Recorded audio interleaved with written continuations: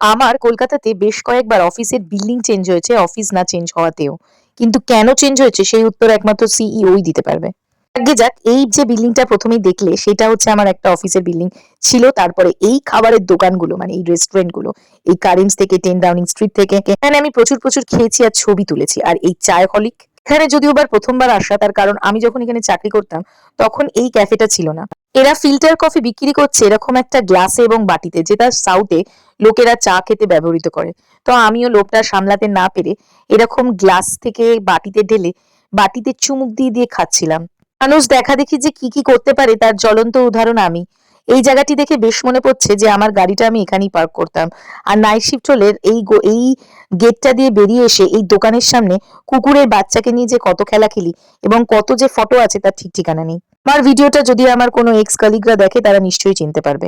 ফিরে আসার সময় খিদে পাওয়ার সূত্রে এগরোলটা মুখে পুরে চেবাতে চেবাতে বাড়ি ফিরে আসলাম। রিলটি কেমন লাগলো অবশ্যই জানাবেন।